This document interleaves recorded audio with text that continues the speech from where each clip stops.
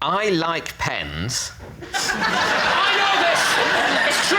It's true! I like pens, and I like to know where my pens are. For this reason, I have a 3-point pen policy. What's your 3-point pen policy? Well, point 1, I find it important to know where my pens are at any time. For example... That covers all 3, doesn't it? This pen. No. Point 2 is to be hyper-aware of any pen that I've lent out. Point 3 is to take any opportunity within the bounds of a reasonable interpretation of the law to purloin or otherwise obtain pens. Name 3 people who have currently got pens of yours that you want back. There are no people who have pens of mine. A key part of point 2 is to get a pen back as soon as possible. When people say, "Oh, can I borrow your pen?" what I want to say is, absolutely not! Get your own pen, this is mine! However, as part of a scheme I'm working on to try and seem normal would be an exaggeration, but, you know, at least acceptable in broader society, I try not to say that. I try and seem casual about, "Oh, yeah, borrow my pen, that's fine." And then I'm thinking about it constantly until it is returned. The pen that you've got with you tonight, is that your own pen or is that a BBC pen? It is now my pen. Pass me the pen. I'd rather not. Well, you have to. You have to pass me that. I will give it you back. Yeah. I will promise to give you the pen back within 5 All minutes. right. OK, shall I... Let's meet halfway. All right. It'll be the first time we've made physical contact in 5 years. I'll see you... Right, put the pen on the floor and step away. Step away from the pen. You're going to destroy the pen, I'm not going to destroy the pen. You've got such a cynical mind. Back away from the pen. He's going to destroy it. I'm not going to destroy the pen. That would be infantile. So this is a pen you got from the BBC today. Yeah. If I take this pen and say, "I'm keeping this pen," what will you do to get the pen back off me? I will not fight you. So what are you thinking, Lee? It didn't seem much of a system, did it? That he's going to ask me to have the pen back, I'm going to say no, and he's going to leave it at that.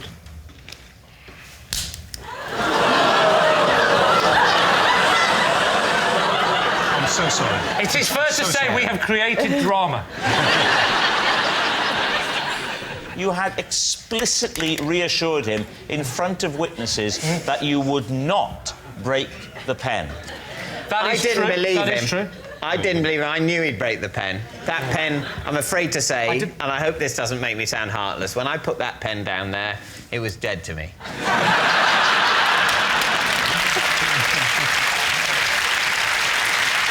Right, Lee, which way are you going? Is he telling the truth or was he telling a lie?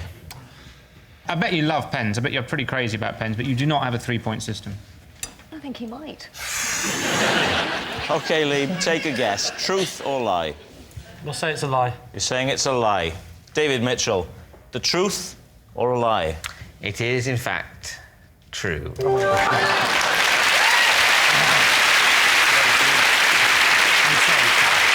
Yes, it's true. David does have a 3-point pen policy, so he knows where they are. It's David. On a wall in my flat, there is a mysterious red switch. I have no idea what it does because I have never pressed it and refuse to do so. Right, mysterious red switches. Lee. Where's the switch? It's on the wall. Sort of not directly, but slightly behind the television. Haven't you just had to be tempted to touch it? See what it does? It's not that distracting. It's, you know, it's bright red. I'd say it's about maybe 3/4 of an inch or an inch wide. It sounds like one of those cooker switches, doesn't it? It's a bit like that sort of switch. It's sort of cocked up in a sort of inviting way that you might want to give a tweak so to. it's in an upward position. You'd have to flick it down. Exactly. Oh, that's always more scary, isn't it? Yeah. Is your house... If it were down, I'd assume that whatever it does was happening. Right. And I'd be afraid to turn it off. That would be because awful. I might need it. You know, it might turn the oxygen off. You've never gone near it. You've never touched it. Gone near it. But you've never been I've gone very near it. I don't live in a very large flat. I can't cordon off a whole area of the living room just because of the proximity of a mysterious switch. I need that space. How long have you been in your flat and ignored this switch? Well, I've moved into the flat about 11 years ago. That's a long time to ignore a would switch. not- how do you not- But sometimes I do other things. It's not just been solidly ignoring the switch 24 hours a day. How is your granddad's dialysis machine going at the moment? So, Lee, what are you going to say? This mysterious switch, is it true? I started believing it because I thought, yeah, you do have those switches in your house and you don't know what they're for. I've got them. But you'd have to flick the switch, wouldn't you? Oh, I'd have to flick the switch. I would be flicking that switch. You can't not fiddle, can you? It's there, you've got to play with it. Yes, well, you know. I remember seeing an episode of this show when David talked about his bedroom door, didn't have a door handle on it. He had to claw his door open every single time he opened his bedroom door. Yeah. So therefore, he's not going to bother about a switch. He's No, he lives in a slum, He's going to doesn't he? leave the... Yeah, basically, yes, he does. He lives in a slum. So I say it's true. If they paid proper repeat fees on Dave, it would be different.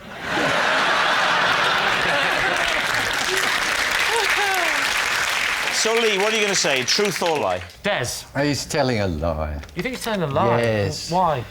Well, I don't think he can ignore that. Look at that intelligent face. Look at that beard now. He does look like a professor. He hasn't got a bedroom door handle, Des.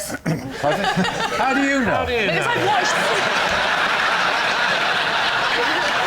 So, truth or lie? I think I will go with Tess and say it's true. You're saying it's true. David, truth or lie? It is true. Yes! Yes, it's true. David does have a mysterious red switch on the wall of his flat which he's never pressed. David. Last year, I was forced to abandon the purchase of a new armchair mid-transaction because the shop assistant used the terms well gel and amazeballs.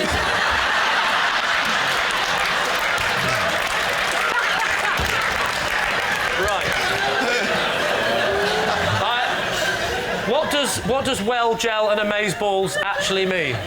I wasn't asking you, Jack. Amazeballs. What? I've never heard. Have you heard the Does phrase amazeballs mean good? Yeah, it's like amazeballs means good. Good. And well gel is from Towie. From what? From what? Oh, shut up. You must know what I'm talking about. You mean the only way is Essex? What does well gel mean? Jealous. So he's selling you an armchair. What shop are you in, first of all? It's a place on the Kilburn High Road. Right. I don't know the name of it. That's fine. That's vague enough. Good. Okay. It's like a sort of second-hand furniture, junk kind of place. Of course, things aren't going well, David. Of course, you're going to get out. You're going to get out Kilburn High Street to buy a second-hand chair. So he's trying to sell you the chair, right? And I'm trying to buy the chair. you're trying to buy it. Yeah. And in what context does he say you're well gel? He was talking on his mobile. But how did... To who? I don't know. But are you saying that you abandoned the transaction because you were put off by his... I was put off, I mean, by the poor customer service, by not really understanding a lot of what he was saying. And was amazeballs, was that part of the transaction It with sounds you? so wrong coming out of your mouth. What sort of chair was it? A Chesterfield? A low-back chair? Is there a Chesterfield chair? I No. thought that was a sofa. Well done. I was testing you. Oh, good. Well, if you're a really fat The bloke- armchair round I've been hoping for. So what are you going to say, Lee? Is he telling the truth? What do we think? I think this has got the ring of truth about it. He wouldn't be able to cope with the conversation with OMG and amazeballs and well gel in it. No. I think it would physically upset Physically him. upset him. Yeah. But did you leave specifically because he said amazeballs? Was that the point where you just thought, I've had enough? It was the fact that he was talking on the phone, the fact that he was saying things I didn't understand, the fact that I was just in general stressed at talking to someone I hadn't been formally introduced to. So what's it going to be? You're saying a lie, I say it's you're a lie. saying true. I'm going to say... lie. You're saying it's a lie. David, is it the truth or is it a lie? It is a lie. Yes, it's a lie. Last year, David didn't abandon the purchase of a new armchair because the shop assistant used the terms well gel. It's David. Once a week, I love to eat a full English breakfast, but can only do so if I'm entirely stripped to the waist. Lee's team, what do you think? Once a week, you say? Yeah. Any particular day of the week? At the weekend, usually a Saturday or a Sunday. Do you know what the weekend is, David? Do you cook it, mate? Do you cook it in that state of undress, or do you get undressed once it's cooked? I get undressed once it's cooked. But, you know, I mean, there's a limit to the amount of undressing required. I mean, I take my top off. Boxers or... No, it's. I think it's waist up, I think you said. Yeah, that's the... Yes. Waist up, It would be odd if he had a breakfast but from the waist down he's strip naked. That would be odd if you went round to his house and said, thank you, David, for the sausage and beans. We're not done yet. Yeah. No, that's... Get them off! And none of you going to ask why? I am about to ask. Oh, good. What on God's earth function does taking your top off play in this breakfast? In many ways, I've lost a lot of self-respect. You have. Over the years, and sometimes I like to wallow in that. In that case, we think it's true. I do find there's a certain amount of splatter involved in the eating of a full Is this getting English. sexual? Not from my body. Is this on your own, or would someone join you? More usually on my own, but I wouldn't... Would you like someone to join you? I don't think so, really. I'm not offering. Can I ask you a question? Gabby, do you like a fried breakfast? David, is this... Sorry.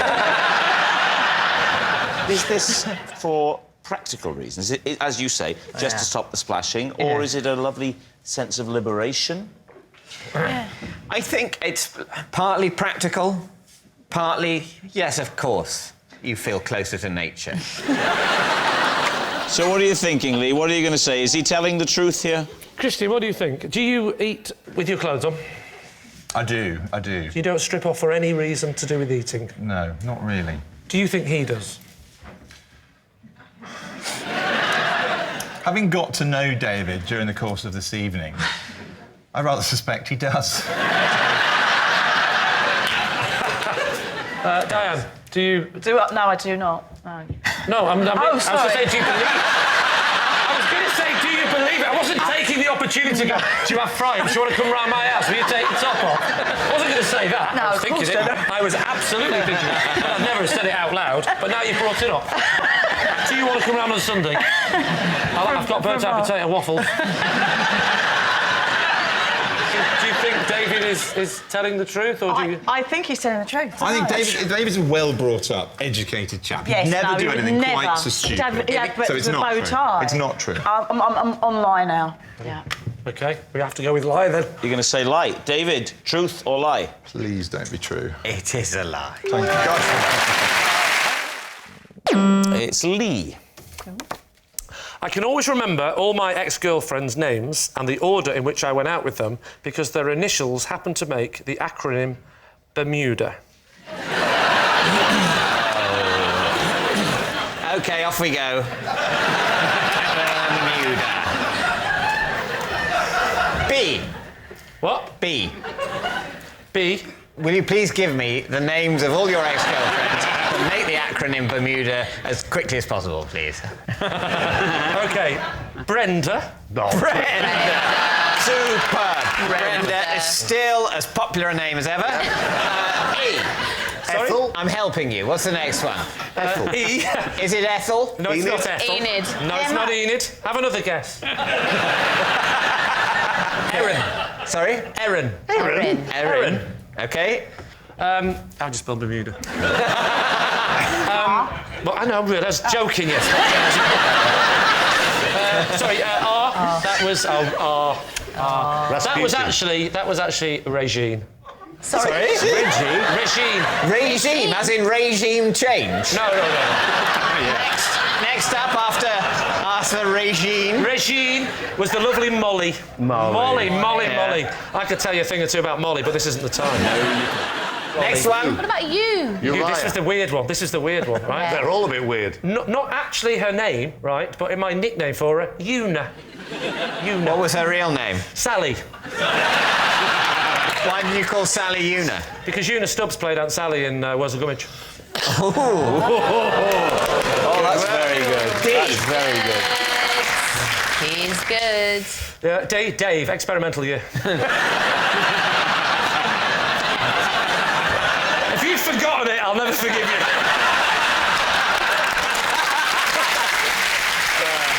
Happy days, Dave. Dave, the D, that's what you're saying. The D is Dave. Of course I'm not. OK. Delia. Not the Delia. And may I say, not my mother, who was called Delia. True story. Definitely not her. But that's why it popped into your genuinely head would now rather as you were have making it up. And A was Alex. That certainly is a serendipitous series. Yeah, I'm glad it wasn't serendipitous. I wouldn't have been able to do that. What was the M again? What? The M again? Molly. And the E? Was... What? The E. I'll tell you exactly what the E was. The E was... It was, in fact. I'll tell you exactly... You. What? And the U. And I The loved U. her. No. The U. Sally. Real name? Sally. Yes. Come on, Lee, you know this. The D. Give me a D. The D was... Mummy. Deirdre. The E. Give me an E. Erin. The B. Give me a B. That was a long time ago, to be fair. Brenda. And the R. And the R was Regine. Regine. Little Regine. Yeah. Well, Is that a name? Regine. It's a name, isn't it? Tell me it's a name. Regine's a name. Anything's a name, isn't it? I went out with a girl called Cupboard for 3 weeks. Not a joke. Where did Cupboard come in the Bermuda list? Oh, she was before I invented the acronym system. Sorry, it was a system. It didn't happen by accident. You were seeking out people beginning with these letters. What was it about the island of Bermuda? Because all my ex-girlfriends went missing.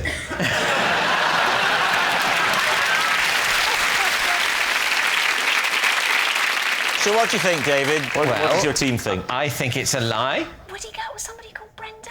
What do you mean, would I go? Yes, she was Miss World, right? She came and she said to me, I really like you. And I went, I like you. What's your name? Brenda. Forget it. So what's it going to be, David? I think it's preposterous because it's preposterous. I think it's a lie. I think it's a lie. You're saying it's a lie? Yeah. OK. Yeah. Lee, were you telling the truth or were you telling a lie? Of course I was telling you a lie. Oh, yes, well done. Yes, it's a lie. Lee's ex-girlfriends do not form an acronym that spells Bermuda, although they have formed a support group. Lee. Possession. Right, there's a box under the desk, Lee. Now, I'd like you to take the item out of the box and hold the object, then read the card out, please. This is my dibber. I donated it to the British Lawnmower Museum, where it is now a permanent exhibit. Right. David. What is a dibber? What's a dibber? A dibber? That's a good question, David. And would you believe me if I was to say I don't know? But it's a Yes, I would. I'll mime it for you. That's... Yeah. Could be any of these. Okay, yeah. It's to do with gardening. So what does your dibber do? Pardon? What does your dibber do? Are you Fred Flintstone? Answer the question. What does your dibber do? Not 100% sure, but at a guess, I would say that a dibber is for pushing holes in the ground. Yeah. And then maybe popping something in there, like a seed. I see. How did your dibber come to be in the British Lawnmower Museum? I'll tell you, Inspector Morse. Have you ever been to Southport, my hometown? I have, yes. Oh, great. I start again. Yes. Right. I have never been to the British Law. I was online. But it is in Southport. It is in Southport, Yeah. that's true. And I did see it online. What did you put into Google that came up? Well, you don't want to know that. But I noticed that on the website there was a bit that said the tools of the rich and famous. Famous tools, that's what I typed in. There is actually, I do know for a fact that there is a British Lawnmower Museum because I myself have donated a trowel. You haven't? I have, honestly, Rob. I donated a trowel. What is this museum? Surely they want a lawnmower. So you saw the Lawnmower Museum online? Online. With a list of celebrity artefacts. There was quite a few. There was Brian May from Queen had given a lawnmower. Joe Pasquale had given a strimmer. So what happened then? I thought that'd be a nice thing to do, wouldn't it? Because it's my Sorry, hometown. you saw that and you thought, I want a piece of that. I want a piece of the action. Prince Charles, he gave some... This is where the story's falling apart, because one is... No, that's not where the story's falling apart. But one is asked to donate to, you don't... I wanted to donate something. I thought it'd be quite nice to have something of mine, because it's my hometown. So you picked up the phone? I picked up the... You're still doubting my abilities, aren't you, Dave? It's not... It is not your ability to make a phone call. Who made the phone? Are you seriously saying that the fact that you could have physically made this phone call means I should believe that you did? You say, look, I could have made the call, I'm physically capable, therefore it happened, David, end of story. I picked up the phone, I phoned them up, I said, I'd like to donate something. They said, what have you got? I said, Dibber. You knew its name? Well, actually, yes. You knew its name, but you didn't know what it was for? That's actually not true. I said... So what did you say? I took advice before the phone call. From whom? From who? From whom? I'm not doing it if you put an M at the end. All right. From who? Thank you. Who's putting the M at the end? Do you know what I mean? No one anymore. Who no did one. you take advice from? I shall tell you. You found a thing in the shed, you didn't know you owned it, you didn't know what it was. Who did you ask about it? You want to know from who?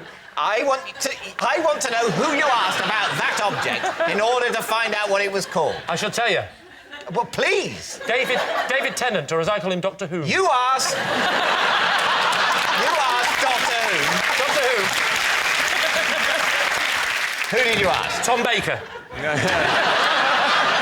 There are 7 billion humans on Earth. Please, let's not eliminate them one by one. I asked my wife. So, David, what do you think? Is Lee telling the truth or is he lying to us? Dale? I don't believe a word of it. If it is true, it's one of the best acting performances I think I've ever seen. Thank you. If it's true. If it's true. You think it's true? No, I do not. No, it's a lie. OK, David, what are you going to say? We think it's a lie. You think it's a lie. OK, Lee, truth or lie? It is, in fact... true.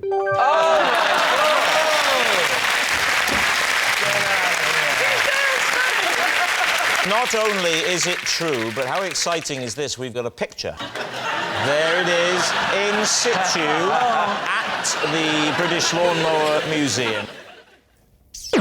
It's Lee. Oh. Possession. Right, well, in that case, step this way and take the card, read the card to us, and then when you've done that, you can reveal your possession. In Thailand, I paid £200 to have my portrait painted by a monkey. This is that portrait. All right.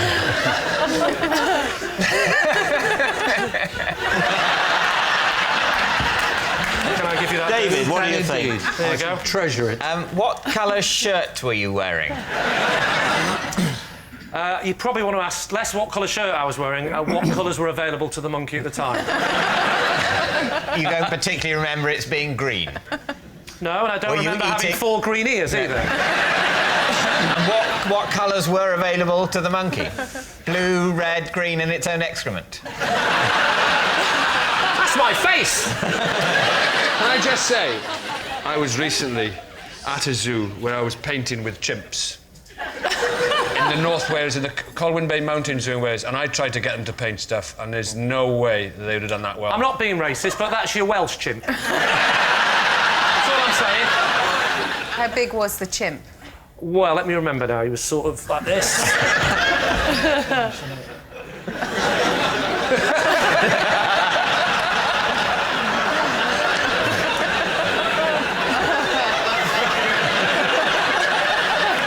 he's about that big sat down. Yeah. So that plus a couple of chimp's legs. I honestly don't think that a monkey... There's a sort of mouth on that, and his eyes, there's two blue blobs of eyes. The monkey Monkeys can't do that. You think it's too good, is what you're saying? Yes. Yeah. I think the resemblance is too strong. You've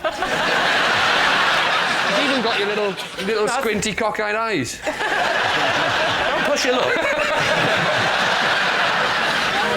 Things I have to put up with on the show.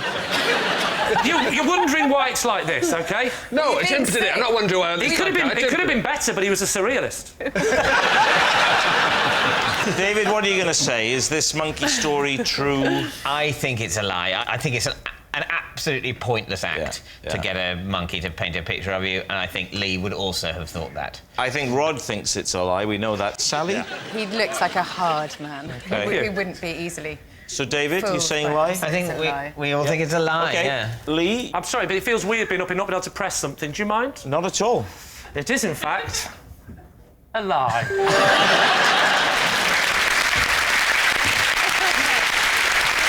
Yes.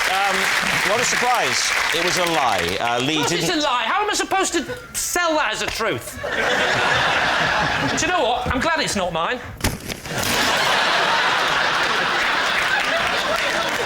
How am I supposed to have a chance? My 4-year-old son is watching. Thanks for doing it, and I'll fix it, and I'll bring it home. And tell him I want me 200 quid back on that monkey suit. Yes, it was, of course, a lie. Lee didn't pay £200 to have his portrait painted by a monkey in Thailand. I mean, why would a dumb, hairy beast who spends all day throwing his feces at the wall and scratching his bottom want a portrait from a monkey? I shaved off a beard I had been growing for weeks because I didn't want David to think I was copying him.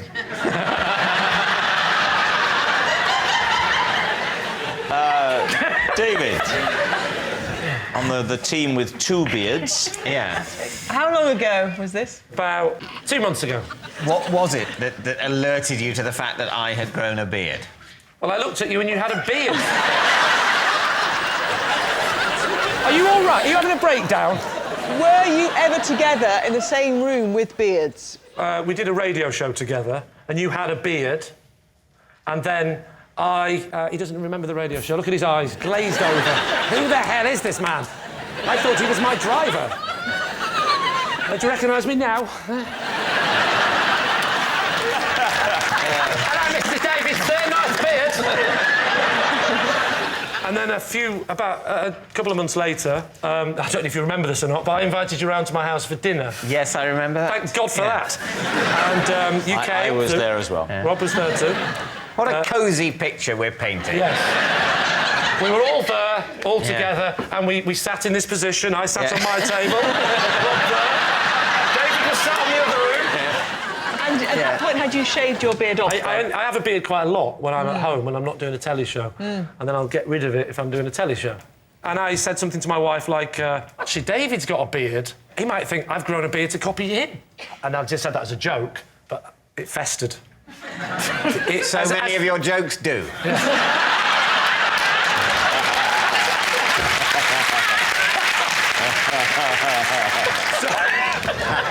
So I thought, I'll give him a bit of a chance. I'll shave the beard off so he doesn't think, and there's no unsaid tension. So you shaved it off there and then? I shaved it off about 10 minutes before you came round. So what are you going to say, David? Truth or lie? It's a very caring portrait of himself. Yeah, it is.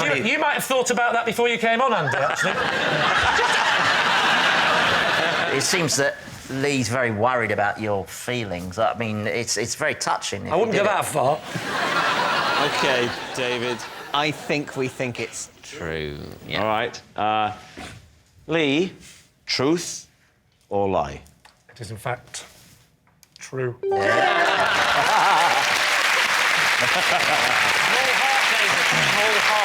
Yes, it's true. Lee did shave off his beard because he didn't want David to think he was copying him. Next. Oh, it's me. When I'm in a play, as part of my nightly vocal warm-up, I perform sets of scales in the voice of a chimpanzee. Will you give us a quick rendition? Of course.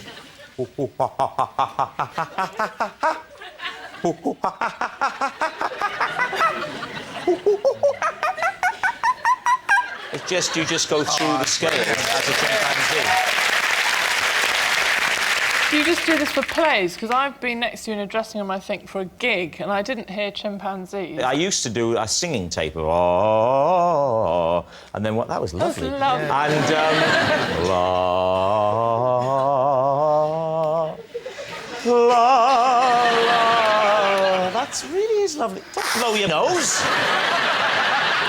Rob, where did you get this from? Who was it? Another celebrity that gave you the idea? No, it was one night I was doing it, and the other actor said when I started going, ooh, ooh, ooh, ooh, ooh, ooh, ooh, to just relax. Ooh, ooh, ooh. He said, "You sound like a chimpanzee." So then I went, ooh, ooh, ooh, ooh, ooh, ooh, and I found it really opened up the diaphragm, and it actually worked. Can you go the other way? Can you go from the high note down? That's what Dale was asking me earlier. Is he angry, Lee? Is he angry? Well, it's hard to tell what colour his face is, but can you go? Can you go from the high note down? Oh, excellent. That is good. Who was the actor who said you looked like a chimpanzee? Miranda, you know very well he didn't say I looked like a chimpanzee. You're not going to trip me up like that. It was Kenneth Branagh. Kenneth Branagh gave you this idea. He did. Yeah, laugh it up, Balding. I know your reaction was. The reaction was, how preposterous. The man with the breakfast cereal would be in a play with Kenneth Branagh. Yet it was true. So what are you thinking? Mitchell, Winton, Bacon. I think it's true. You think it's true? Yeah. Do you think it's true? Oh, Dan? absolutely. He does it so well. I think it would sort of help. Yeah. What about you? Balding, Mack, Heart. That sounds a series of illnesses, that. I'm afraid you've got balding Mac heart. So what are you going to say? I think he's probably lying. I think it's true. Imagine You're you saying and true, you're Branagh in the saying wings lie. having a right old hoot doing that together. You say... No, I'm going to go with What? Claire. You're going to say lie? Yeah. You're saying lie? You're saying true? True. It is, in fact, a lie. Well done, Claire. It's a lie. When I'm in a play, I don't perform sets of scales in the voice of a chimpanzee.